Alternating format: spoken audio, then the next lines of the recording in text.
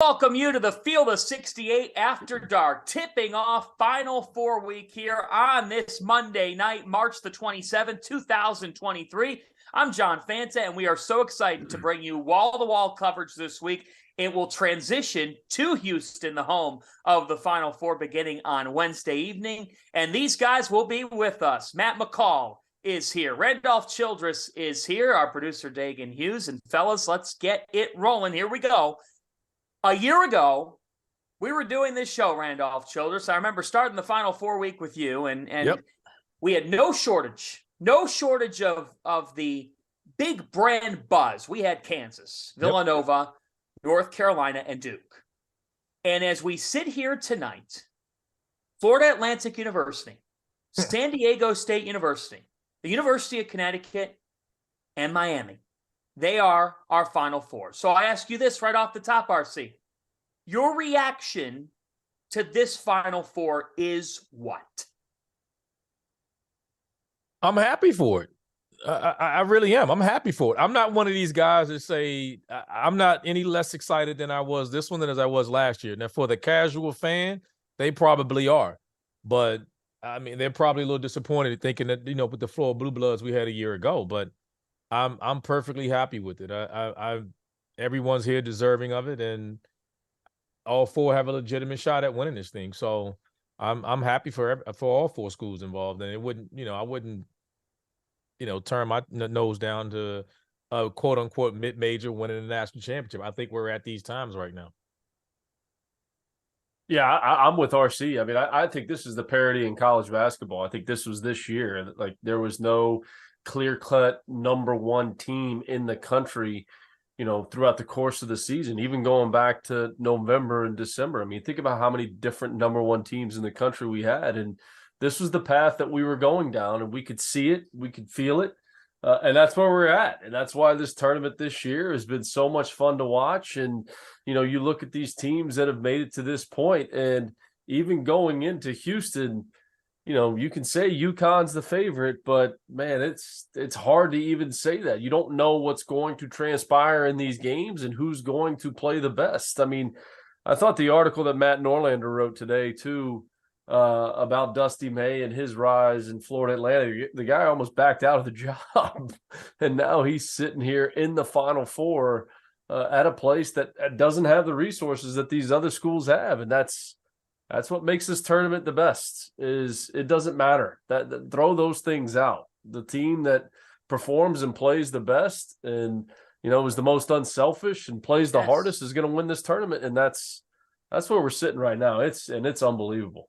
Fanta, I'm gonna add this. The other thing I'd say is no one complains when we watch football, and it's the same. Like, I can tell you right now, next year's FBS is going to be Alabama, Georgia, Ohio State, LSU or Auburn, or one of those schools with an Oklahoma, maybe an Oklahoma, maybe USC and Oklahoma, Notre Dame, Clemson. Like, it's like 8 schools and that's it. So stop it. So anybody sitting here talking this nonsense, I don't want to hear it. Basketball is in a far better place, because I don't want to hear that, because you don't get tired of football, and it's the same damn teams every year. The bigger, faster, stronger team.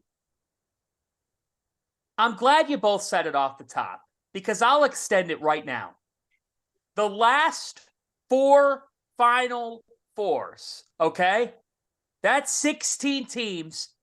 It's been 16 different college hoops programs. None of this repeat stuff. We've seen 16 different schools. Yeah. And this year is a direct reflection of the climate of the sport. And if you're going to call it March Madness, don't just be okay with it for one weekend. Right. Oftentimes, college basketball's postseason has actually gotten criticized. And I'll say this, I understand this argument of, well, early upsets sometimes lead to blowouts later in the tournament. Not this tournament. UConn has run through everybody. That doesn't matter if it's upset or not. They're their own case. But in the Elite Eight round with the non-traditional brands, we saw 3 games decided by 7 points or less. 2 of the games, Creighton, San Diego State, and Florida Atlantic, Kansas State were decided on the final possession of the game. Yep. And the 7-point game was one of the wildest comebacks we've seen. And I think as good of a game as any in the tournament in Miami's comeback over Texas. But this should be celebrated. Jim Larinaga said it earlier today. He said it so well. He said, look, I understand that fans in college basketball identify with certain programs. So he said, you probably don't want this every single year. But guess what? We won't see this every single year. You will see that some of the heavy hitters get back in there in some way, shape, or form. But for now, this is proof that if you don't follow the entire sport in December, January, and February, you're missing out. These teams didn't get lucky, or the bounce of the ball got them here, or they came out of nowhere. Like, we're talking about a 35-3 Florida Atlantic program. We're talking about a 31-6 San Diego State program. I don't think I've ever seen, Randolph, a team from the Atlantic Coast Conference that made the Elite Eight a year ago now produce some sort of surprise. Folks, right. Miami's backcourt's as good as any in America. Like, Randolph, does it surprise you that the Hurricanes are standing? No, and I've been adamant about that for quite some time. About what they're capable of, and when they're playing well, they can beat anybody. We always talk about guard play can get you here. No one has better guard play and depth than those guys have, and so it's not surprising at all. I mean, I don't get it, John. We talked about that. I don't think we're gonna go back to some of the old ways that everybody's thinking. Like this isn't like a fad. First, the next year you're gonna have another year the very same thing. The COVID year, we're already see the announcements coming back. Marquee names and guys are coming back. Yep. Major shift. But kudos to those guys. But the reason I say this, and I welcome you guys' opinion on it. Why I say it's going to change is look at what's happening with North Carolina as well.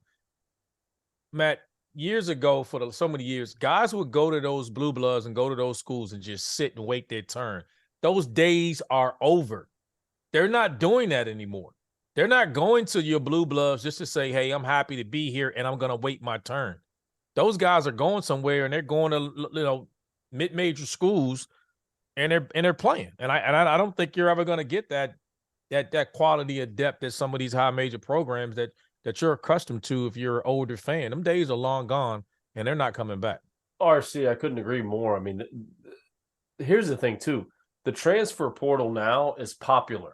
Because of social media, it's popular to see verbal commits say Matt McCall has entered the transfer portal. Like it's a popular thing. So that's why nobody's waiting their turn.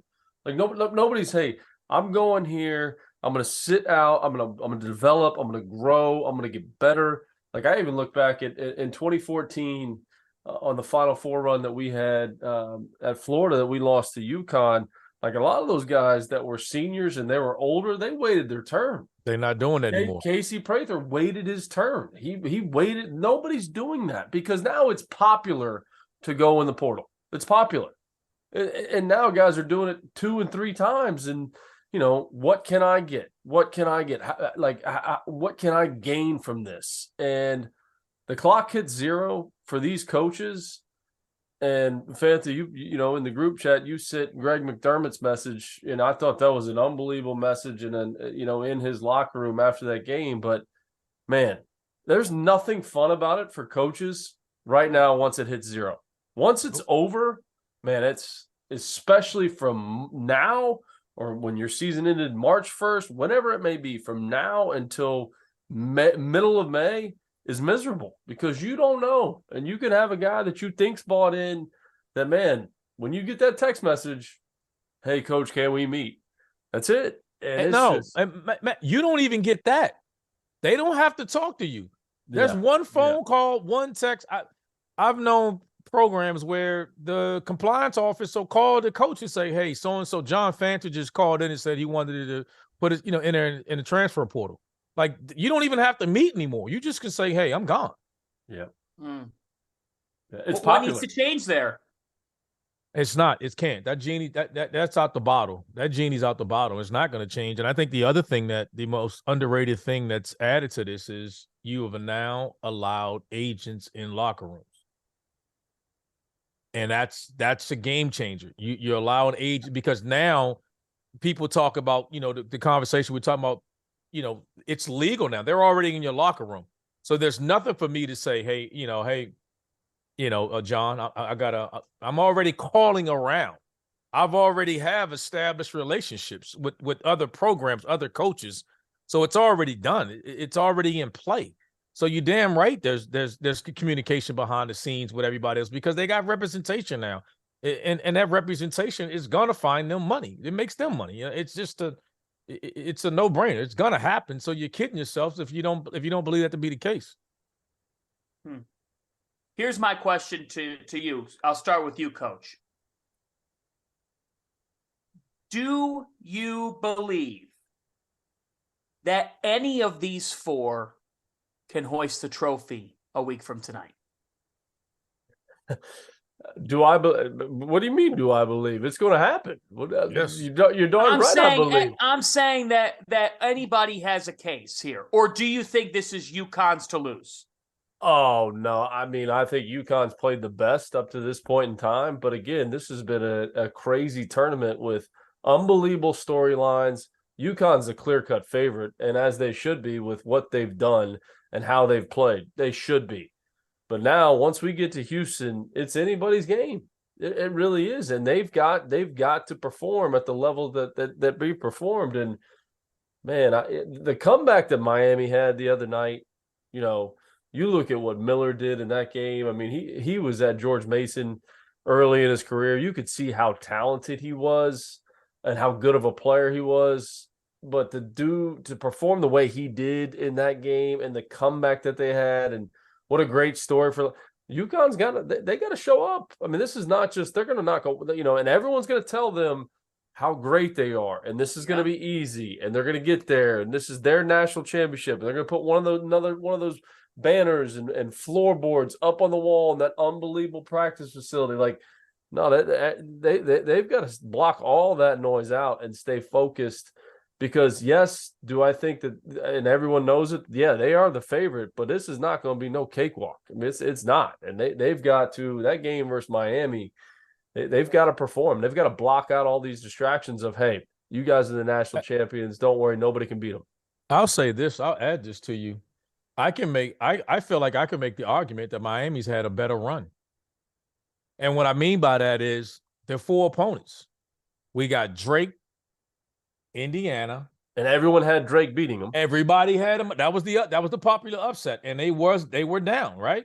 So we got Drake, Indiana, Houston, and Texas. Yep.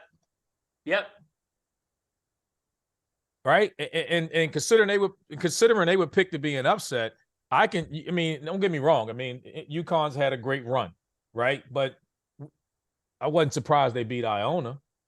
I wasn't surprised they beat St. Mary. Now, I was surprised at what they've done against Arkansas and Gonzaga. That was impressive to watch. But you can make the argument. So I don't think they're going to show up thinking that this is going to be a cakewalk, because I better believe you look across there and when they were in that film room watching it, that team that I think that they're playing, I think has a better resume of what they've done. It's equally as impressive. And how they've done it, getting to this point right now. And Randolph, the question I then have for you is, what is it about Miami that makes them a different matchup to UConn than what UConn has previously seen in this tournament? I think the biggest thing Miami does, and I've been saying this to people all along, is they got so many guys that can attack you off the bounce. You can't focus on one or two guys. And even Norchad Omier is a center that I've seen them use late in games to come get the ball so he can get fouled and go close games on the free throw line. Like, teams don't have that. 1 through 5, you're not going to play against a more diversified and skilled set of guys that can all score, all do so many different things. That's going to make it tough. And they're going to score. Like I said, you don't want to play this team and have to try to keep them to 50 or 60 points. Unless they're just off. And we saw them beat Drake, and Isaiah Wong was awful. He didn't even score. He didn't score much. And then they came back and still won. They just got so many weapons. They got multiple guys to initiate the offense, break. I mean, when you look at the game against Texas, guys, Texas shot 50% from the floor and 40% from three, and they lost. And they defended Miami till Miami limited them to two made 3-point field goals. If you go into your scouting report, I bet you right now, if Terry was here, Rodney Terry was here, and we said, hey, man, if I tell you right now you're going to shoot 50% from the field, 40 from line, and hold Miami to 2 made threes. Yeah. He's probably like, man, we're blowing them out. And you lose. Yeah. That's how talented that group is. Yeah, great balance, through their starting five. Bensley Joseph, he plays 20 minutes a game, but he's a guard that he's a winner, and he's always been that way throughout his entire career. And, they don't do anything completely complicated on offense. They're not trying to reinvent the wheel. They're not trying to, throw 1,000 different actions out there and confuse you. They just do what they do, and they still get over 80 points a game. I mean that's the most impressive thing. So yeah, I agree with RC just in terms of that too for UConn. I mean, they're going to look over and look at the tournament run that this team's going to be on, and Coach Hurley's going to have them focused, no question about it. But then you look over at the other side of the bracket, and man, I mean, you've got an explosive offensive team, and you've got one of the best defensive teams in the country. And whose style of play wins out. And everyone keeps waiting on FAU to lose. And again, I'm not trying to get on my FAU soapbox. I've talked about them enough, going back to November and December when they beat Florida and they kept going on this run. I'm like, watch out for this team. Watch out for this team. But, what have they done? They just keep responding. And everyone counted them out against Tennessee. And it was, hey, look, playing against North Texas twice, beating North Texas twice has prepared them for this game. They've played against really good defensive this year, and that team is confident. And they play like it. They play with a swagger. I mean, Elijah Martin and John L. Davis play with a swagger out there that, you think about it. I mean, FAU had never won a tournament game. Right. Unbelievable. And they're 2 games away from winning a national championship. And if they do it, They could. Exactly. And they could. There's no question about it. There's no question. Neither one of these teams are your typical, mid-major teams that's coming. No. They got depth. They got guard play. And they go into the bench just like that. It's like we talked about even with UConn. If you focus so much on, Adama Sanogo, then Klingen comes in and it's like there's no drop-off. They're tag teaming you. And I think both of those teams do the same thing. When they tap out, they'll go to their bench. It's a strength. It's not a weakness. Yeah. And here's the other thing too, RC, that I think about in terms of this tournament, and I know Rob and Jeff and you guys talked about it the other night, the best Cinderella story, who went over the best run? Was it George Mason, back in 2006? Was it, VCU going from the first 4 to the final 4? Here's the difference. Those tournaments were different from this tournament. Yes. And is this a historic run for FAU that could change their program? No question about it. I think the only difference is they have a legit shot to win it. And I think those other runs that those teams went on, they didn't have a shot to win it once they got to this point. And this team does. And I think that's what's going to make this Final Four so much fun to watch. I'm actually glad that Miami and UConn is playing each other so that we know one of them will be in the championship game. Yeah. Because if Miami was on one side of the bracket and San Diego State was on another, then it'd be all right. Miami, UConn would be the betting favorites to go in and kind of. So now we know one of those guys are going to be there, and I think it's great. Right. That's right. Hey, coming up, we'll talk about each case for these teams to win a national championship. We'll take a deeper dive on what has made San Diego State the toughest of teams in this field, plus a conversation with Miami's front court master on the glass, just doing all the work for them down there, Norchad Omier, and what he was thinking coming off an injury heading into the NCAA tournament. It will surprise you. That's all ahead on Field of 68 After Dark on Sirius XM, Twitter, and YouTube. Now, a word from Underdog Fantasy. Today's episode is brought to you by Underdog Fantasy, the easiest place to play college basketball pick'em, where you can get a little extra sweat during March Madness and win real cash prizes simply by picking player stats in this weekend's games. In pick'em, all you do is predict whether a player will go higher or lower on Underdog's projected totals, whether that's points, rebounds, whatever. For example, if you're like me and you think Zach Edey is going to go nuts in this tournament, pick higher on his points projection, add up to 4 more picks, and if you hit them all, you can win 20 times your money on a single game. Underdog's slick mobile app is easy enough that dummies like Jeff Goodman have even figured it out. So go to underdogfantasy.com or download the app and use the code FIELD, FIELD, and Underdog will match your deposit up to $100. Now is the time to get in on the madness. So remember, underdogfantasy.com promo. It is the Field of 68 After Dark. We're presented by Bet Rivers. We're presented by Underdog Fantasy. We're presented by Vaulted. John Fanta, Randolph, Childress, Matt McCall. And earlier tonight, we caught up with Miami standout Norchad Omier, who does so much for this Hurricanes team, which is Final Four bound at 29-7. Here's that conversation with Norchad Omier. He is the man who holds things down in the front court for the Miami Hurricanes. Final Four bound for the first time in school history, and he's joining us on After Dark now. It's Norchad Omier of Miami with us, and Norchad, has it sank in that you're dancing as one of 4 teams left in college basketball? I mean, honestly, me personally, I don't try to think about it because, it's just feeling good. I just try to enjoy the moment right now, spend time with my teammates and, get prepared for the game that is coming up. No, Chad, I got to ask you, let's go back. ACC championship game, I thought all year long you guys were the best team in the ACC, in my opinion. Oh, right there. No question about it. When you rolled your ankle in the first few minutes of that game, did you think you'd be able to return for the tournament? So, honestly, when that happened, I was really sad because I wanted to be out there helping my guys, But then when it happened, all I said was like, whatever God wants, If I'm gonna be ready for the tournament, let it be. But I went home and I was in the treatment room probably 10-hour days. So, I really wanted to come out and help my brother. So I just did whatever I can to be out there, and thanks God it happened. How do you feel now? I'm feeling great, thanks God. Good. Well, that's great to hear. I'm curious about yesterday. When you're down by 13 points with 13 minutes left, what was going through your head? I mean, nobody like to be down in a game like that that this loser, winner go home. So, this is what we speak about every time. There's good times and bad times. And when it's bad times, you got to stick together. And I think that the guys did that yesterday. We'd never give up. We were down, but, every huddle we came together. We was we down, but we got to cut this. We got to make it shorter. So, we just keep fighting. We stick together. And, we didn't surrender.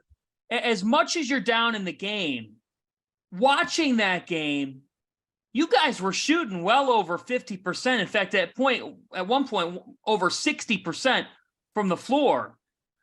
Even though you're down, Norchad, how much was it in your mind of hey, we might be losing right now, but the game was being played the way that you guys wanted it to be played? Yeah, the game was being played really fast. I know Texas is a really good team. And I know they play fast, but when the moment come and the game start going on, I was like, damn, we really going up and down. I was breathing hard. I was they play just like us. the ball was moving. So both of the team was shooting good. They were getting a little bit more stops. That's why they were up. But it was just so great. And you could check out that full conversation with Norchad Omier after our show on the Field of 68 YouTube page, which, by the way, folks, we will be live with you all throughout the week, starting Wednesday evening from Houston on the ground with shows Wednesday, Thursday, Friday, Saturday, Sunday, and Monday. Randolph and Coach McCall and I, along with our great crew, Jeff Goodman, Terrence Oglesby, Rob Dolster. Randolph, if it's anything like last year, we'll get to Monday. And I remember when we had 17 minutes left and Goodman looked at all of us and said, when is this going to end? His voice was shot, McCall. His voice was gone. And he's coming from Vegas. He's coming from Vegas now.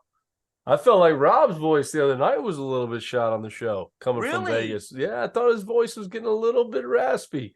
So we'll see how he shows up in Houston. How's his voice doing once he gets there?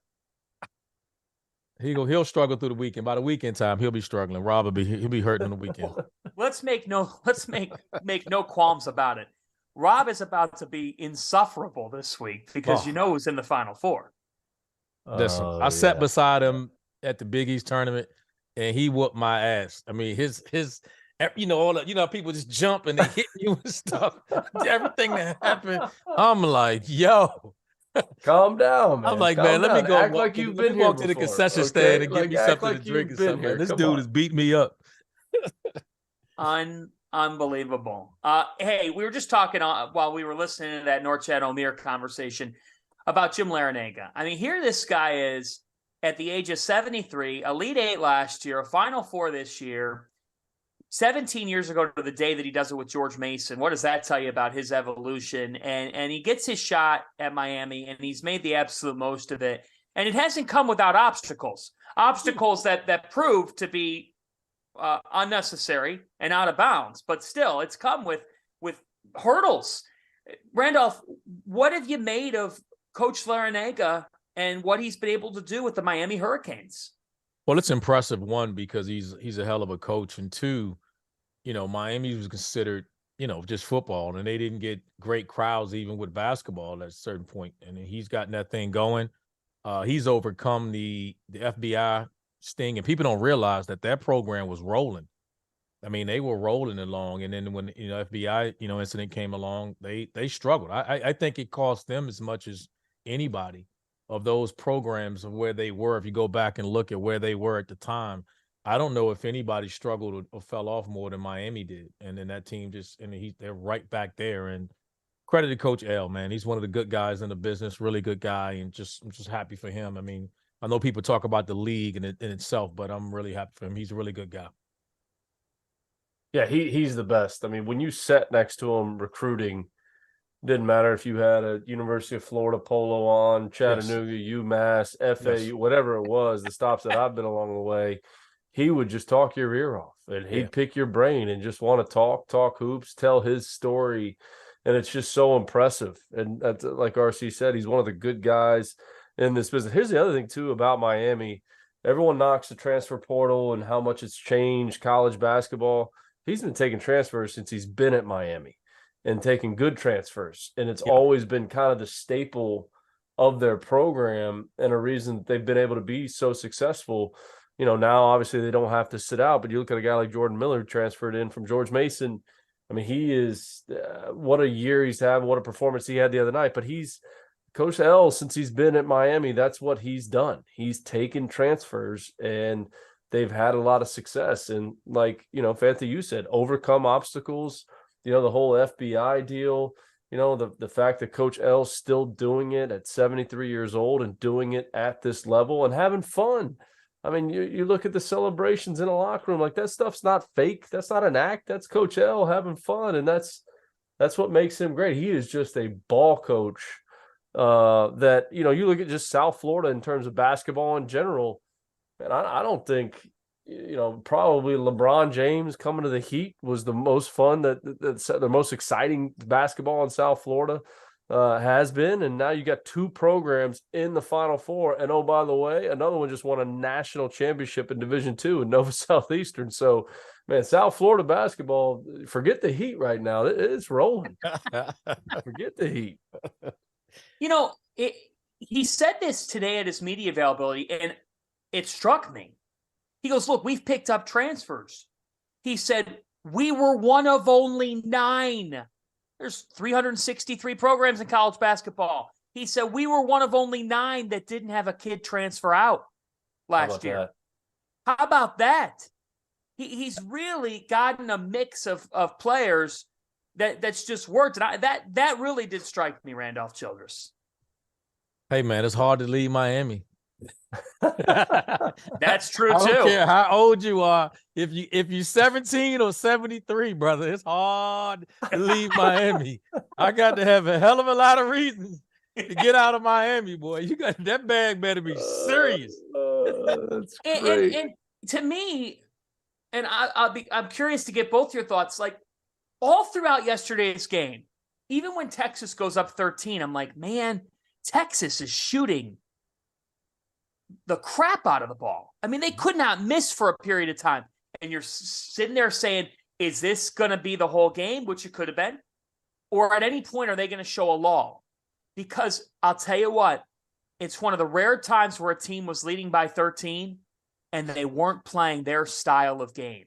Miami controlled the way. It was a playground game from the start. And Randolph, that's kind of the likability factor with Larinaga, in my opinion, is he lets his guys hoop. He lets them do their thing. And they're the type of team, they have great recognition, right, of who that hot hand is. And they say, you know what? Let's go to him. Give him the ball. I mean, that's what I'm saying. They got so many guys that can do it. I mean, that's the difference. I mean, who do you focus on? You can focus. You can't focus on one guy. There's too many ways to initiate the offense. They're gonna pick matchups, and they attack you. I think the most underrated thing that they do, because everybody is watching and thinking that they're beating you from the 3-point line, they're controlling the paint. They're just doing it off the dribble. Yeah. You know, they're not running all, like you said, they're not running these exotic sets. They just got so many guys that can beat you off the bounce. They're a really good passing team. They got so many guys out there that's passing. They're unselfish. The ball's popping, it's moving, and they're breaking you down off the dribble. And it's just fun to watch. If you watch those guys play, you really enjoy the game of basketball. And like RC said too, like, listen, Isaiah Wong can have a bad game. He's the ACC Player of the Year, and they still find ways to win. Yep. That's how unselfish they are. That's how they play. You know, I even got caught up in this as a young head coach. You know, man, we got to run all these different plays. We got to run all these different sets. No, let your players be players. Let them be players. Give them a couple concepts and let them go out there. Don't overcomplicate it. Let them go out there and execute the concepts that you have put in. And that's what Miami does. And that's why they're sitting where they are. I mean, they've got an ACC championship in their back pocket, and they're in the Final Four and 2 wins away from a national championship for the first time in school history. Think about that too. Miami basketball being in the Final Four is the first time in school history. That's amazing. 3 first-time Final Four programs for the first time since 1970. 1970, 53 years have passed since we've had 3 of the 4 Final Four. But you brought up something that really is intriguing, Coach. You just said, if you're a coach, don't overcomplicate. Let your players play. Let them use their skill set. How did you come to that realization of kind of backing off a little bit and allowing your guys to do that? Because I feel like you're not the only coach that's battled that. Oh, yeah. I mean, I'm playing in the Southern Conference Championship game. Billy Donovan called me before the game started and said, please don't overcomplicate this game. Your players are in this position for a reason. Let your players be players in this game. Don't try to draw a play every single time out. Execute what you have to execute. And I think that's what one of the things that makes Miami so good. And I think that's one of the things that Coach L does such an unbelievable job of doing that. Not that he can't do that. Not that he can't draw up complicated sets and do those types of things, but you don't have to, especially when you get to this point. You know, I look at the freedom that FAU plays with on offense. I was getting ready to say they're not reinventing the wheel. Nope. They're playing in transition. They're getting stops. They've got some concepts in there. They're unselfish. The ball moves. It hops around. And that's why they're sitting here in the Final Four as well. Don't overcomplicate it. Let those guys go out there. This is what has got them to that. Now, here's the other thing, too. You know, and Coach Donovan used to say this all the time, just in terms of once you get to the tournament, you can't be afraid to make a big change in a game to win the game, right? So maybe that's coming out of an under 4 timeout and you go 1-3-1 for 2 possessions just to catch the other team off guard. Like don't be afraid to do that. Don't be afraid to be a little, unconventional at certain points in the game during this tournament, but don't reinvent the wheel on offense. Let your guys go out there and make plays. You're watching some guys play with that. That's where the level of confidence comes from some of these guys. They know they're going to play. They know it's like, hey, just the rules are the rules. You pass, some are cutting weak side, they're cutting, whatever their rules are, but there's no new plays. Now, maybe these teams will throw in a play or 2 here and there, but when the meat to the guts of the game come in, they're going to go back to plays they've been running for all year long. And it's the stuff that's unscripted. It's the live ball turnovers. It's the offensive rebounds. It's when the play breaks down, who can go get me a bucket or who can go make a play. Yeah. And too, like you look at FAU, like Elijah Martin, coming off a pin down and catching it 1 foot in front of the logo and having the confidence to rise up and shoot that basketball. Like that, I mean, that's dangerous. I mean, a lot of kids don't shoot that shot at that point in time. That's the freedom that their coach has given them. And I mean, Hawkins, like UConn's the same way. I mean, that's why UConn's is sitting here as well. I mean, they play with just such tremendous confidence and freedom that their coach has given them. And it's awesome. This has been an exceptional coaching job by Dan Hurley. For his team to start the year 14-0, that shocked a lot of people. They were unranked. Look, they started the season not as the UConn that everybody's known, that everybody associates with, now seeing them in the Final Four. This was not a group that came in as Big East favorite, all right? They weren't even picked in the top 3 of the Big East preseason poll. Think about that. Right. They weren't even picked in the top 3.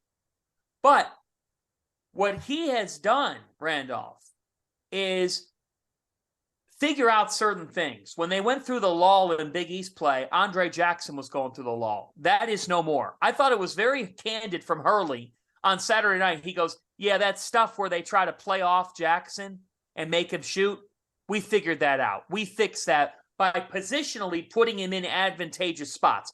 He has tallied 17 assists in the last 2 games. We talked about point guard play. Look, Tristan Newton's doing his thing, but they found a point guard ability in Andre Jackson in how he sets the table right now. Well, also what he does too is that he's gotten his hands on some timely offensive rebounds and gotten active. And so now you can't just say, hey, sag off him and don't guard him anymore. Now he's making you have to guard him no matter where he is on the floor. And it's just opened everything up. It's going to be fun. I still think Newton's going to have a big presence. If they want to bring this home, those 2 guys, Jackson and Newton, are going to have to provide stability because they're going to be in a close game.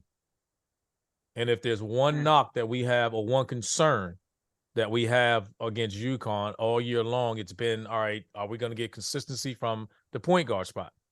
And I'd find, as good as they've been, I find it hard to believe that they're going to run double digits and run through this thing and all the way to the national championship and not be in a close game where one of those guys is going to have to get the ball and lead that team home. Is there a more productive guy in the NCAA tournament per minutes played than Donovan Clingan? Like think about this. He plays 13 minutes per game. Yeah. It's tough to take Sanogo off the floor. Yeah. He gets in 13 minutes, he's getting 7 points and 6 rebounds. Yeah. But that's how you win. You've got a guy that when Sanogo's in foul trouble, this guy's coming into the game and he's going to be extremely productive. Doesn't matter. You don't miss a beat. As good as Sanogo is and as great as he's been all year, man, you sub this guy into the game and there's no drop off. There's no drop off. He's your elite 6th or 7th inning guy out of the bullpen. It's unbelievable. He can like empty Mariano Rivera, man. He's the one guy. I don't know if any team they don't have that. Totally agree. No one in these 4 teams have that backup big coming in capable of changing the game or enhancing the game for their team the way he does. I think the only guy you could make an argument is Rosado from FAU. I mean, he was outstanding coming in for Vlad Golden in the first 2 rounds. And Golden was unbelievable versus Kansas State, but he's probably the only guy, but he's not like your traditional front court player. You know what I mean? He's more of like that hybrid power forward that can come in the game. I mean, this guy's a traditional front court player that just comes in, only plays 13 minutes and gets 7 and 6. Like points and rebounds per minute played. There can't be anybody better in the NCAA tournament than this guy. Hey, while we have a minute, let's tell you about Vaulted. You guys ever get tired of trying to prove that you won an argument, that your takes weren't hot, they were actually right? Well, I've got an answer to your problems. Vaulted is a new sports prediction app that turns your opinions into facts. You can store all your predictions and hot takes in your own vault now and forever.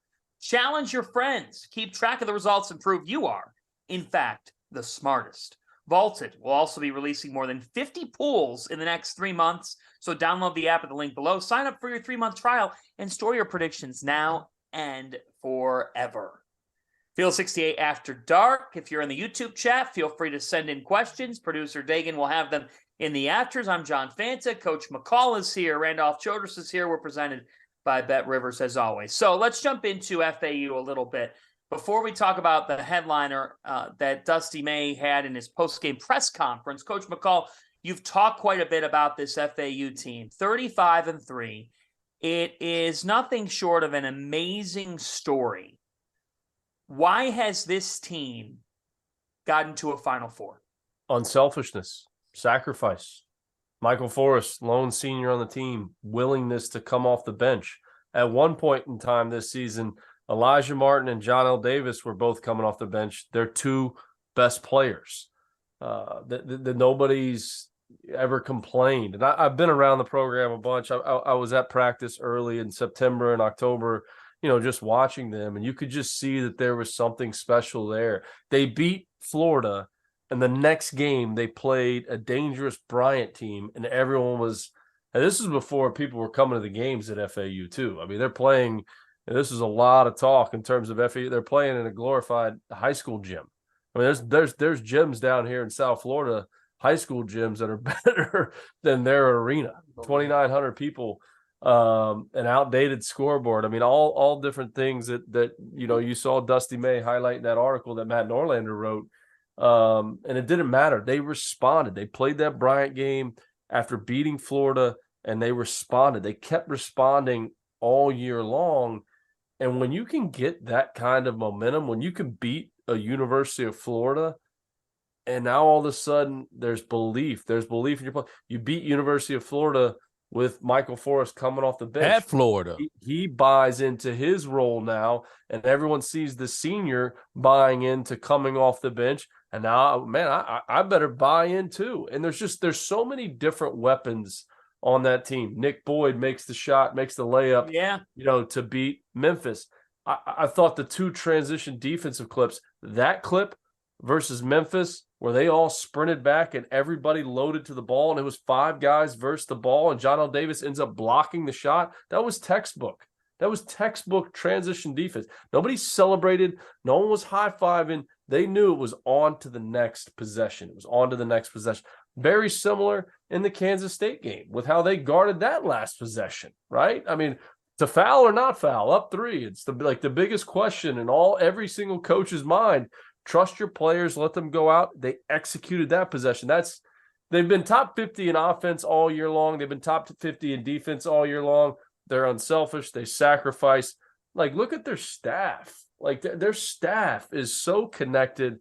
They're just being around them. It's so impressive. Their staff, their team is their team exemplifies what their staff exemplifies. And that's how you win. When you have both that combination, your staff is a connected together unit.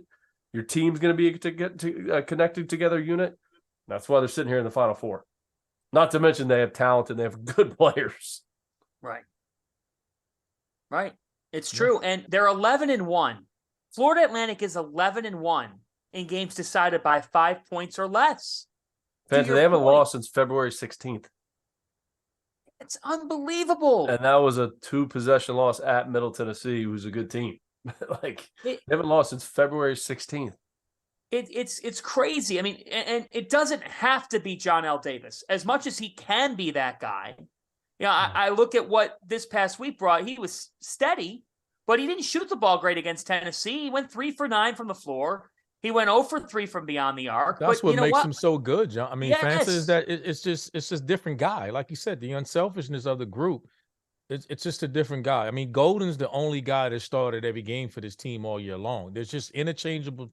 It's like I said, when we talked about UConn, it's Sanogo comes out, Klingon goes in. With this group, they just tag team each other. Hey, I'm coming out Go ahead. Your turn. You got him. It's almost like I'm playing as hard as I can, doing as much as I can for the next TV timeout. Then you come in, and then whoever has it going, we all agree you're playing better than me, Matt. You close the game out. Like, they don't care who gets the credit; they just want to win, and it echoes throughout their team, and it's definitely one of the reasons why they're here.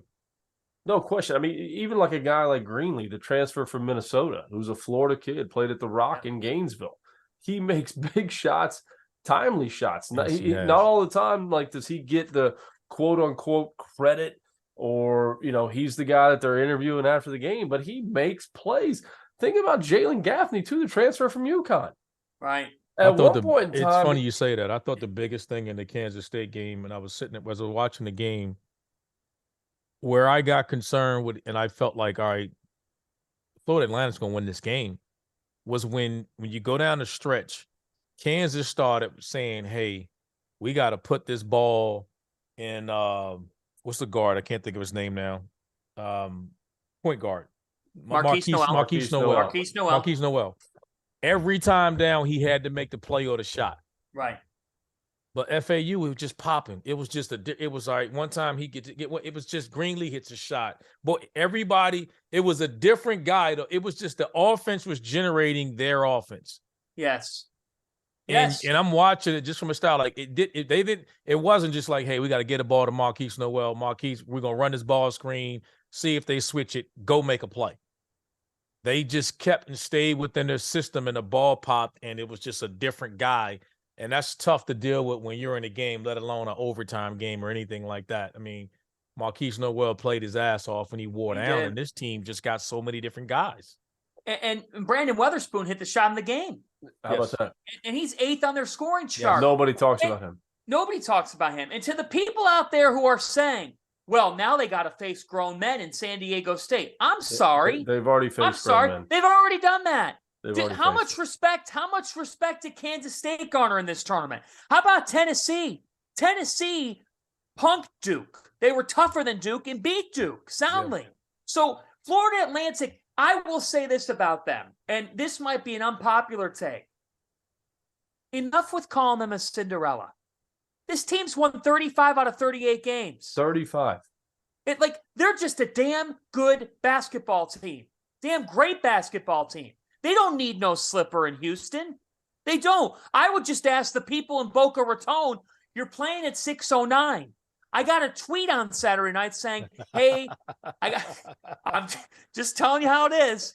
Somebody sent me a tweet and said, hey, my uncle's down in Boca Raton. He had to ask the bar to shift to the game in the last 5 minutes. They had a Wheel of Fortune contest going on at the bar. No, we're not doing that down here, Fanta. Come on, man. We're not doing that. We're not doing that. I need every restaurant. See that campus when they got every restaurant. Come on, all the Italian restaurants, whatever it may be. Turn the FAU game on down there in Boca Raton. 777 Glades Road. 777 Glades Road. They surpassed the toughness TV test. In the state of Florida should have that game on. Okay, every single sports bar, everyone. But I agree. I'm with RC. Matt, you know why a lot of people are gonna be mad, Matt? Why is that? It's because they're in the Final Four with no facilities, no NIL money, and nobody on the outside wants to hear that. Because if they freaking win the Natty with that, can you imagine walking into your athletic director saying, yo, I need money? And this team with no money and no facilities is in the Final Four. Nobody wants to see it. Nobody wants to see that. Everyone's like, and as much as I'm cheering for them, nobody wants to see it for that reason. There's all this money in Boca Raton, and why don't they have those people, they haven't. I was there 3 years. I coached there for 3 years, man. All those high-dollar people down there are worried about FAU basketball. And look at them now. Man. Yeah. And what Dusty May has done, I mean, I love that feature. You brought it up, which we got to transition to this here, okay? Because we got about 10 minutes left to our serious audience. And so I got to ask you this. Dusty May at his post-game press conference Saturday night, and he gets asked about the transfer portal, this and that, and he says, our guys are already getting recruited now. They're taking calls right now. Coach, what'd you think when you heard that? He's speaking the truth. It's like everyone doesn't want to, it's the elephant in the room. He's talking the truth. There's people that are hitting these players up right now. And it's not directly coming from coaches. Maybe it is, but it's maybe coming from, RC said it earlier, agents, different people that are saying, hey, come to this school and we'll give you this amount of money. You come to this school. And I think it speaks volumes to his culture. It speaks volumes to the job that he's done, because it's been happening. He can say it's been happening in the tournament. It's been happening all year, especially once these guys started performing at the level that they've been performing at all year.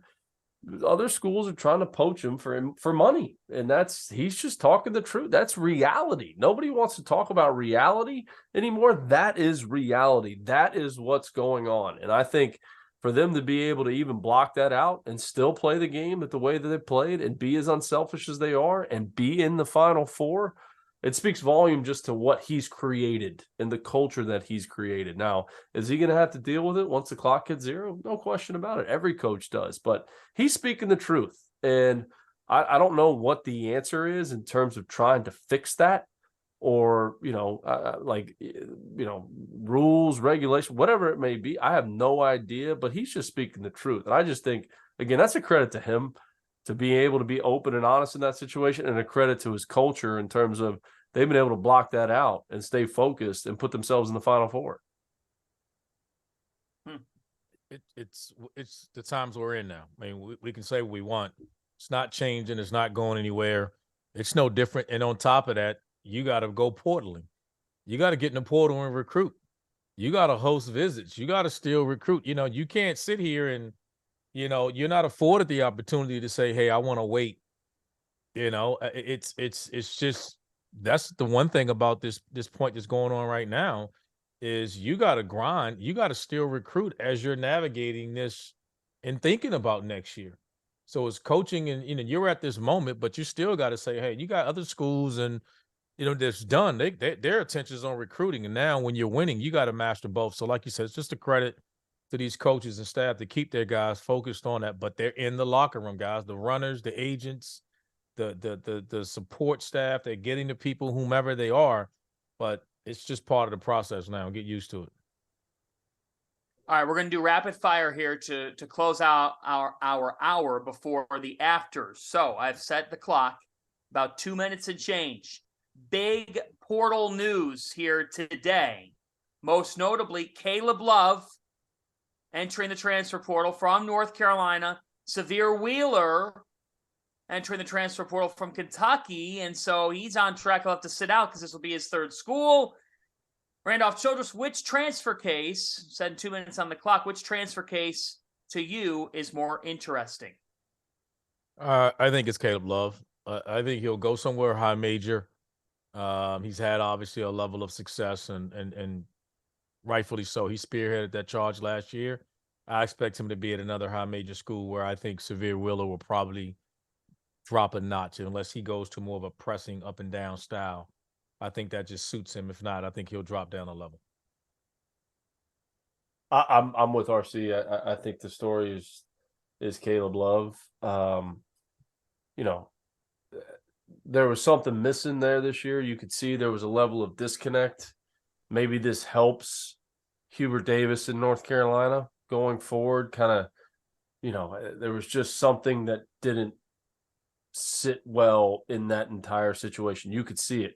And maybe it helps Caleb Love with a fresh start. Maybe it helps Hubert Davis in North Carolina with a fresh start. I think that's a much bigger story in terms of him leading, like RC said, just because of the run that they went on last year. I agree. I think Caleb Love in Carolina, as Jeff Goodman reported from Stadium, that look, Caleb Love and Carolina mutually agreed to this. Sometimes a breakup is what is necessary for both sides, and Caleb Love's going to get interest. He's going to get interest from within his own league, of course. He's going to get interest from the SEC. He'll get interest from, you name it, Big 12, Big East, Big 10. I mean, he's going to end up somewhere. I'll be very curious to see where he ends up. All right, second rapid-fire question. As you're watching San Diego State Creighton. We got this from our YouTube chat. We have a bunch of people chiming in. Matt McCall. Right Don't or ask me wrong? about the foul. Don't ask me about the foul. Right or wrong? I mean, there was contact. If I'm on Creighton's end, and I have great respect for Coach McDermott and just the way he handled that, especially in the media after the game. Do I think you call that foul at that moment in the game? No. If I'm on his side, I can't believe that the foul was called. Did it have an impact on whether or not the guy made or missed the shot? I think that's too difficult to tell. As a coach, I'm upset with the call. Do I think there was contact? Yes. It's a foul. You shot 2 free throws. You don't like it. You don't have to like it, but I think the biggest thing is right out in the open. They had to call it, whether you like it or you don't. I mean, I think it's a pretty obvious call. You don't have to like it. I don't think any of us like a game being decided on a whistle. I don't think anybody wants that, but that's just a tough play to make, and he's trying to fight over his screen. It's a difficult thing, and he put his hands on him, and they had to blow the whistle. Whether you like it or you don't. I personally don't like fouls deciding games, but I understand they had to make the call. You can both say that it was a foul and that it was a horrible way to end what was an absolute battle of a game. Yes. Both can be true. We live in this world where on Twitter, you can only go one way. I tweeted it was awful. Well, it was awful because of the way it ended. Your heart breaks because Nembhard's not trying to do that. It is what it is. What I would say is I talked with a couple of officials after the game, and they said BS on the you treat every single play exclusively. There is a tone set within a game by an officiating crew to how it's going to be officiated, whether you want to hear it or not. They don't just go play by play. Referees are not robots. They let a lot go on in that Creighton-San Diego State game that went uncalled than compared to what this was. By rule, it's a foul. I get why it was called. But if it wasn't called a foul, we would be talking about it? Not at all. We would have said they went to overtime and who won the game. Both can be true. All right, we got 1 minute left. You two are our first 2 analysts of the week. In 10 to 15 seconds, I want to hear who you think your first gut. You don't even have to stay committed to it. Your first gut on who's going to cut down the nets next Monday night. Coach. I'm going UConn. I just think what the run that they've been on, how they performed in this tournament, the adversity that they've gone on after getting off to a 14-0 start has prepared them for this moment. Coach Hurley, I'm not picking against those guys. Well, I am. I'm picking Miami since you're asking me right now today. I'm going to pick Miami. That may change by the time we get there game time. I'm undecided yet. But right now, I made the case early today. I like if I'm taking the resume of the two, I like Miami's resume to where they've been right now. I've seen more out of them. I've seen them come from behind. I've seen them in multiple games so far in this tournament come from behind. Guard play, everything about it does it. I like them. I can't go against UConn, but I think FAU can beat San Diego State. That's my theory on that one. Because I love the way they've played. Hey, that does it for us. We're back tomorrow 9-11. Then we're off to Houston on Wednesday. For Coach McCall, for Randolph, Childress, I'm John Fanta. Thanks for listening, everybody.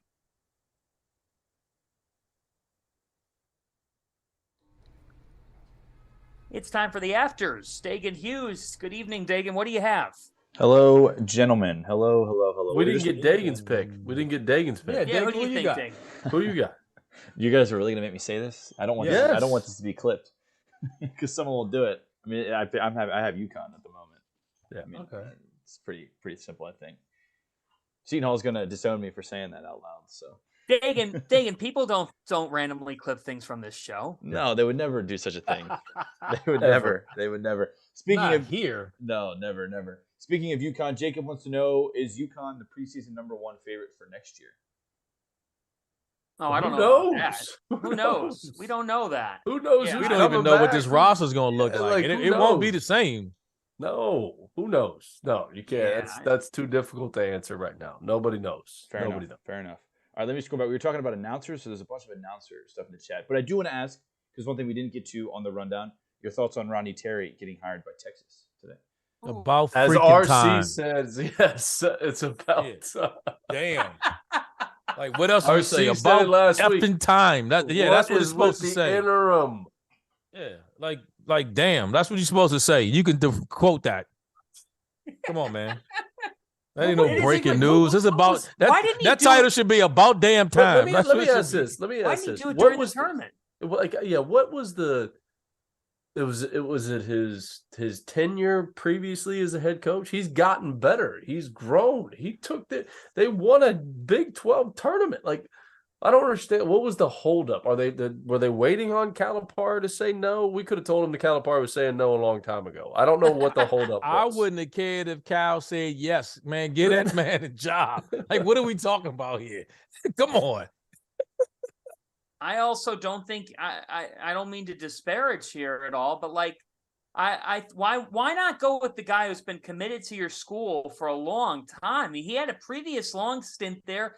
He gets the program, and don't tell me, well, he did it with Beard's guys, and it's a different circumstance. No, if anything, it's a harder circumstance than most. That team could have gone off the tracks. Don't tell me. I hate when people are like, well, they were really experienced, so they put it in their own hands. You still need to have the right leader. No and question. he got a lot out of that team. They could very well be standing. Do you know how ridiculous it would have looked had they gone to Houston and he still doesn't have the job? Guys, do you know how bad we both know, well, all of us knows how bad this could have gone? And had this gone and them players running out in the portal while you searching for a damn head coach, your whole program, the whole perception of this thing would be totally different, and we still be sitting here talking about what happened with Chris Beard there.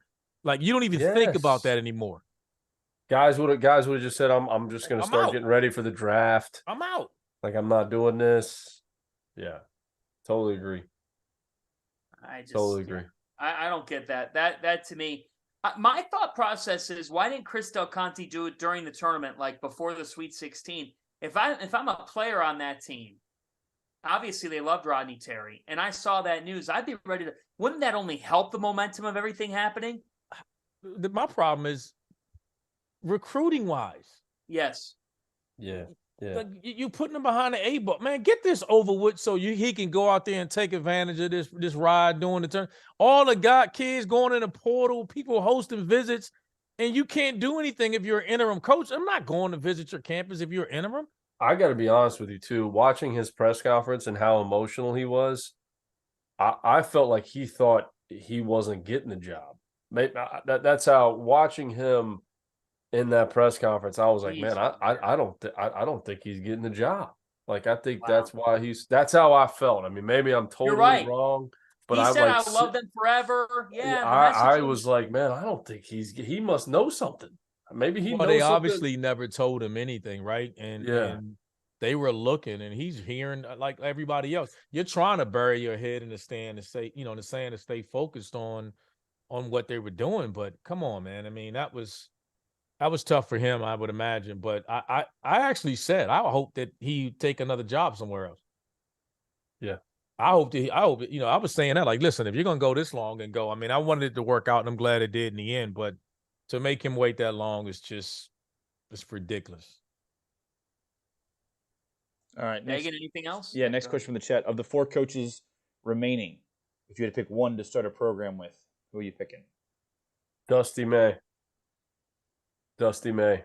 What he's done at that place, and it's a tough place to win. They've been to one tournament, hadn't won a conference regular season title since 2011.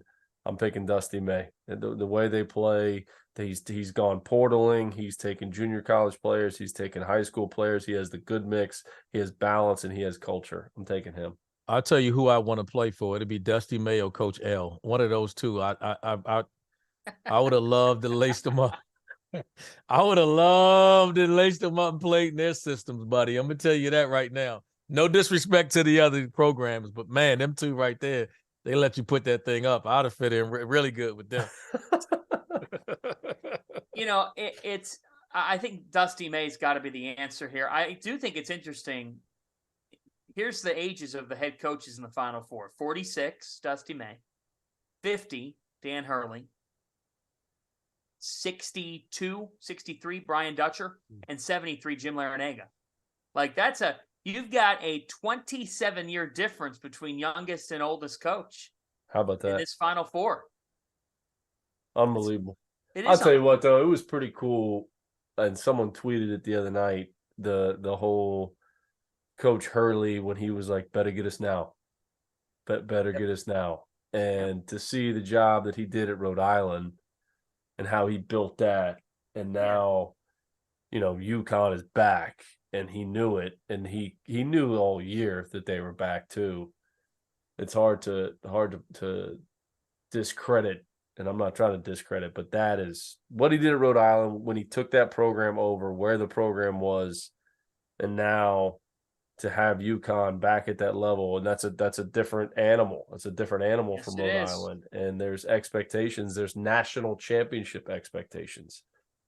That's impressive. It's really impressive. The only negative thing about that though is we got to deal with Rob Douster ass all weekend, dude. Can you RC, it's already started. It's already started, RC. Oh my God, I got to deal with this dude.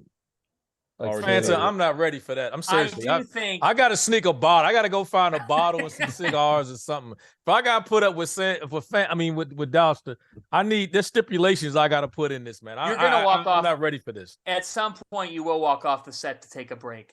I may wear an FAU shirt on something. Set we got to do something to combat this. I may do that. I may do that. I may go straight owls on set. Dagan, can we find an owl costume? Oh, that's easy. I can find you one right now.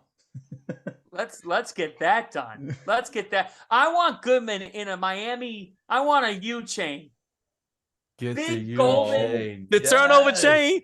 Yes. Let's go. All right, we'll work on that. The turnover chain. I love it. On our show this week, it becomes the bad take chain. Yes. We'll get the turnover chain. Yeah, Dagan, if you have a bad take, you put on the chain. We'll work on that. Yeah. We'll work on that. Hey, Fanta, like he did last year with his phone, he's going to get mad at his phone. Oh, that's definitely going to happen. I mean, I hope it doesn't, but it's going to happen. What else you got, Dagan? I just had one. Oh, thoughts on Tyrese Proctor coming back. Good news. Yeah, big news for Duke. I mean, I really think Duke will be one of the best teams in the country next year. I know that there's still a level of unknown with all these teams, but Proctor was ready to be by the end of the season here. To me, he would have had to been getting looks from NBA scouts, and somebody was going to draft him on the upside alone. Guys, he was playing at an extremely high level by the end of the year. He kept them in that Tennessee game. His playmaking ability, some of his shots that he made, they were at that level. So him coming back for John Shire tells me Shire's got the wheels rolling. I mean, I don't think you'll see Duke do a first weekend exit again next season. I really don't. You'll see them deeper in the tournament. They're not losing much. Nope. Filipowski will probably go on the draft. I mean, Whitehead probably goes, but should stay. And the rest of those guys, Mitchell, Roach is still back. And now with the news of him, that's big. I think this too is as negative as everyone has been on NIL, right? I mean, there's been negative things about NIL and coaches are frustrated. And how are we dealing with this? This is one of the positives, right? So you're able to get guys like that to be able to come back to school. But quote unquote, I don't know if he's allowed to get NIL, you know what I mean? Because he's Australian, right? Yeah. So he can't get any. Okay. Yeah, maybe you're right. Well, that's what Omier was telling us today, right? I mean, yeah. No, that's a good point. I'm with you. Hey, Matt, I'm with you. I agree. I mean, it's just, I hear you. That's what they say. That's the rumors. Hey, RC, what do you say? What do you say to the person out there? They exist. Right. The guy that's driving his car, that's talking with one of his buddies, and he's like, yeah, man, he's like, let's go out on Saturday night. I have no interest in watching these games. Then you're an idiot. This is what I'm gonna say to him. You're an idiot. That's all I'm gonna say. I mean, you're just a freaking idiot. These games have been great. I'm not buying into it because of the blue bloods on it. I'm not. And if you want to sit there and say, "Oh, because of I don't know anybody there," you didn't know anybody on the other teams anyway. No question. So it doesn't matter. You know, No if you were question. following Duke, you just know that team anyway. No question. So kick rocks, man. I don't want to hear you're an idiot. That's No what I say to him. No question. Kick rocks. I agree. I mean, I think that, like, it's not like we have some team that went from first four to Final Four. Like, we've got a 4, 2 5s, and a 9. And then 9. And like we have 3 top 5 seeds still. Okay, like we've got good teams. This is a reflection of what we said all year. Every week, every single damn week, we'd come on Sunday, Monday night, and I'd ask you fellas the question, who's the best team in the country? And every single week, the answer to the question changed. So now, where we are in the sport, nobody should be surprised at this. It should be embraced. I'm with you guys. I'm so tired of watching Alabama play every meaningful college football game. I'm excited to see something different. Will the football stadium be filled up to the brink? You know what? I know Final Four Saturday draws everybody around the area. They'll find a way to pack that place. It'll be awesome. Will Monday night be the same? We've showed up on Monday nights. We've seen unbelievable crowds. We've seen crowds that didn't fill the whole football stadium. But get out of here. If you're looking for reasons to put this down, then you really aren't about March Madness. Like, you're going to root for the upsets. You're going to root for Furman. You're going to root for Princeton. You're going to root for FDU. But then you're not going to be interested in it when some of these teams that maybe weren't at the top of your mind end up making it. I don't get that. Sometimes there's something to be said about the same old team making it being stale in the sport. Being stale. For years, the Warriors made the finals. I got to be honest. I got to the point where it was like, this is kind of boring for me.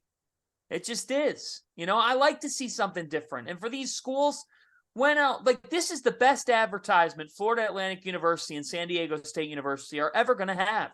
It's the best form of advertisement. I think it's awesome. And it shows you Greg Sankey, and it shows you Conference Commissioner X. I'm not trying to put you down personally, but I'm just being honest here. Forget your tournament reformatting. Forget I only want the power conference schools to be in the tournament. That's a load of crap. Leave basketball Seriously. alone. Leave it alone. Leave it alone. Leave basketball alone. Totally This agree. is great. It is Totally great. agree. And we got another year of it. It's going to be great. We got one more year of it because I think next year will be more. We won't be as surprising. I'm just going to look at my bracket and just pick the craziest damn upsets to start the tournament next year. I don't even know where my bracket is. Yeah, mine's gone. It's in space. Yeah. We have one from, let's see. Hold on here. Here we go. Oh, King Ant G. Commented in, and he says the ACC was terrible. RC? I got no comment to it. I mean, I'll say this. I don't agree that it was terrible. It's not as strong as it's been in some years in the past, but I think the play on it being terrible is a little overrated because I thought a lot of the other leagues were overrated. And we talk about the Big 12 being the best league, but 2 other conferences got more teams in it than they did. So in some way, that's the part I just don't get. I don't think it's I don't think the league was as bad as everybody thought it was, and I think they'll point to games like Clemson and the NIT. But I can assure you, sometimes when you're expecting to get into the NCAA tournament and you're right there at the end, guys just mentally just didn't want to play. They didn't show up to play in that, and so that happens more times than you think. But no, I'm not gonna buy that narrative at all. This is a good one, Coach. Sub Donald. Sorry, Dagan. I all good, man. That's fine. Unless I got to talk to better. Sub Donald said, "What games can FAU schedule in their non-conference off this run?" Nobody. Nobody. I can assure you of that. Nobody. Nobody's coming but you to know play what, Matt? them. Now you have to though. If I'm another team, if I'm another school now, I would rather play them than play some cupcake team because the loss won't hurt me anymore. Yeah. It's just now that they're going to the American, how many games are they going to be able to buy? That they've not been a program historically that have bought games. They've had to play their own MTE there in their building. But no, it's going to be a battle. Scheduling next year is going to be a very, very challenging thing for them. Let's see what their roster looks like. Everybody's going to be watching like, who stayed? Yeah, exactly. Who'd they keep? Exactly. Yeah, exactly. No question. What else, Dr. Hughes? Let's see. Which coach, it says excluding Calipari, but I'm keeping him in here, is on the hottest seat next year?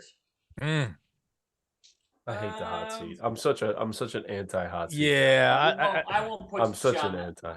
I'll handle that, I guess. Yeah, I'd have to think. I mean, I don't think it's because it changes, right? I mean, going into this year, like Pitt was one of those teams, and look at the year that they've had. Right. I'm trying to think off the top of my head. I can't think of a place right now. There's changes going on right now. I mean, that'd be a whole nother topic of conversations, but I can't imagine. I don't know if anything sticks out right now. I mean, Calipari has a lifetime contract. I mean, I'm not even. Yeah, that's ridiculous. I don't even care about that. Yeah. That's. I'm not gonna. I wasn't even going to say them anyway. Look, there's pressure on certain. There's pressure on certain people to win, but I'm not going to label it at like there's going to be pressure on Carolina to win. Now, will they have another season like this one? Probably not. They'll probably find their way back in the NCAA tournament. I'm certainly not going to. But the guy was in a final. He was in the Natty a year ago. But that's not the world we live in. Oh no. I agree to that. Now we got every idiot with an opinion can sit here and go, yeah, they should fire his ass. He should be out of here next year.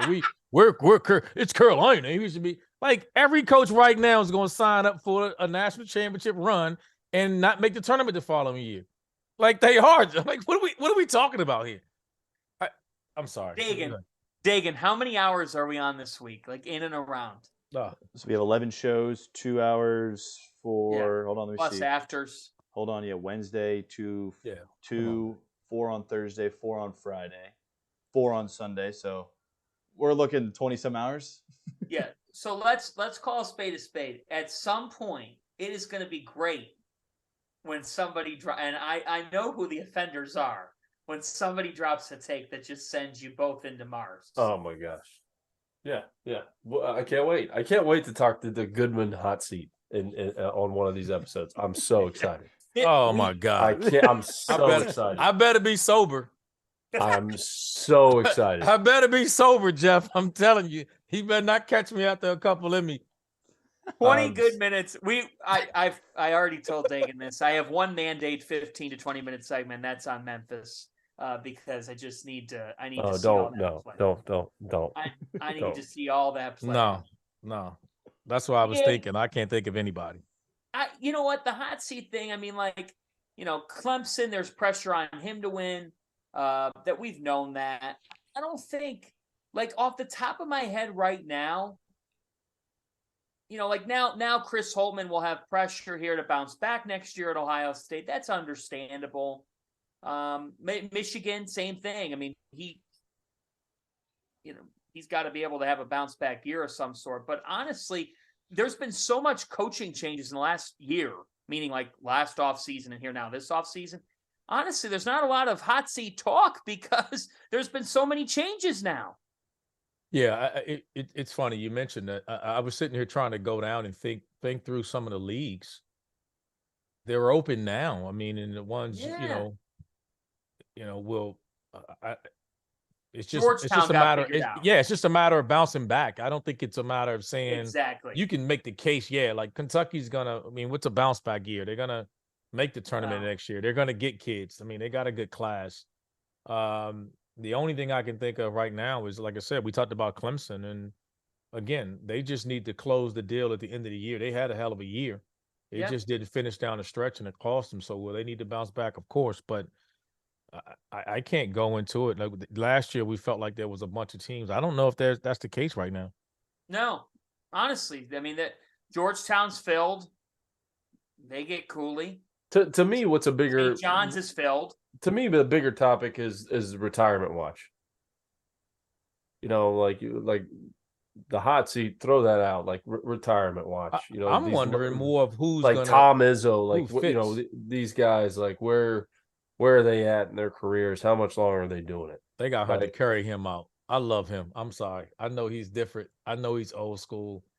I'm loving Izzo, so I hope they have to carry him out of there. But no, I mean, it's he doesn't seem to change or feel the need to change what he's doing. No. Where so many of the legends have already gone. Like I think it's more of a fair conversation will be is with all the changes and some of the newer guys. How does it look like? Even how is Syracuse going to look with Red next year? Yeah, are they going to be in a traditional zone? Is he going to go man? Like right. What is that going to look like? You know, so more of the replacement of programs and let's be honest, all the dominoes hadn't fallen yet. Yeah. They're all still out there, so we'll have to see. I have one final question for you guys, and then we'll do our toast and get out of here. Do you think the Big East was underrated coming into the tournament this year? No, I don't think so. I don't think. I think the league. That's one for Fanta. I don't think it was overrated at all. Wait, underrated. Said Underrated. I don't think it was underrated. Underrated. I think everybody thought that. Here's the thing: Marquette bowed out in the first weekend of the tournament. Everybody thought they could be a Final Four team. So if anything, they got overrated. Creighton, we all thought that they could be good enough to make a Final Four. They came one game away. It took them some time to figure it out. They went through a 6-game losing streak. But how many teams that go through a 6-game skid still get a top 6 seed in the NCAA tournament at a power conference level? UConn was not underrated.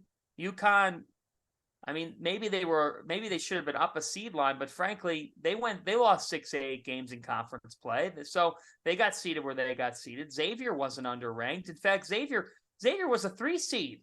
Xavier got a great draw in the NCAA tournament, and Providence was Providence. The Big East didn't get underrated. You said there was 5 teams, right? We said there was 5 teams all along that we knew were. The argument we were making was there was 5 teams that were as good as any 5 teams in any conference. Yeah. So I don't know how they were underrated.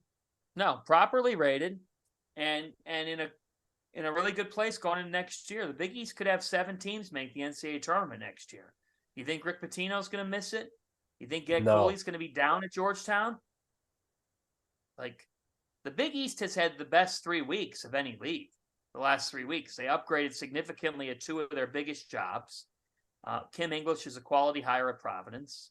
And frankly, UConn making the Final Four, putting them back on the pedestal. The Big East has had a great March. Yeah, let's see what these dominoes do. I think it's still going to be a lot of movement. All right, toast of the night. Toast of the night. Coach McCall. I'm going to start... and I'm going to toast you, Fanta, coming off the red eye from Vegas to have the energy that you had this evening. We're at 12:23 a.m. right now. You haven't missed a beat. That red eye can be tough. Now we're going to jump on the airplane and go down to Houston. Can't wait to be with you guys live. Excited about that. I'm going to toast you, man. Great job tonight. Fresh off that red eye. Toast to you. Coach McCall, I appreciate that. Randolph Childress.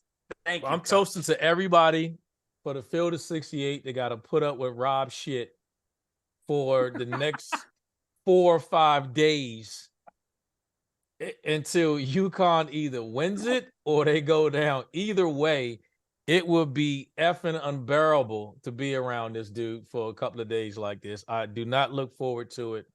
But again, I got enough guys that's going to keep my cup full, so I don't have to deal with them but so much. So to all of us that have to deal with Rob over the next couple of days. Oh, that's good. That's good. You know what? Think about this here. I'm going to toast Brian Dutcher. And I'm going to toast Brian Dutcher because we've talked about all these coaches. We talked about Coach May. and the job he's done. We talked about Danny Hurley and the job he's done. We've talked a lot about Coach Larinaga, all rightfully so. All rightfully so. But I think we'll dive more into the Aztecs and what they've built. But over the last 24 to 30 hours, all I've heard about is how San Diego State plays this ugly style of basketball and this and that and how it's not very watchable. I'm going to tell you what. I'm going to toast Brian Dutcher because he waited for his turn. He was Steve Fisher's right-hand man, and he's gotten his turn at San Diego State. He's been an Aztec for a long, long time. And I find it very cool that he's the guy at 63 years of age. You work your entire life. Coach McCall, you know this. You work your entire life to get an opportunity like this. And every time I've watched him on camera, I've taken away one thing.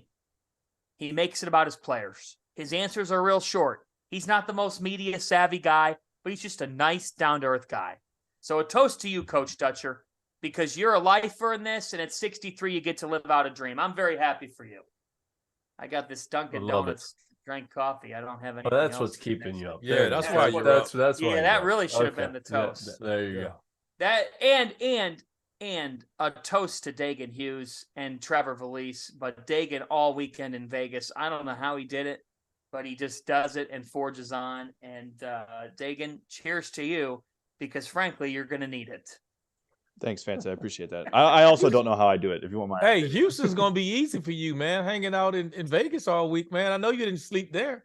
That's true. But again, I got to deal with those three even more this week, guys. That's true. You know, it That's was already true. bad. It was already bad there in Vegas, let alone here. Oh, man. Thank you for joining us tonight, folks. We'll be back with you in about 22 and a half hours with another version of After Dark, and then we are en route to Houston, where we will be live 6 to 8 on Wednesday night. Programming info, a chance to meet up with us. Yeah, we'll have some live studio audience opportunities for you to come by, share a beer, tell Rob and Jeff why they're wrong, tell us why we're right, and we'll have a great old time down in Texas. Don't forget your cowboy hats, boys. We'll see you in Houston in a couple days. This has been After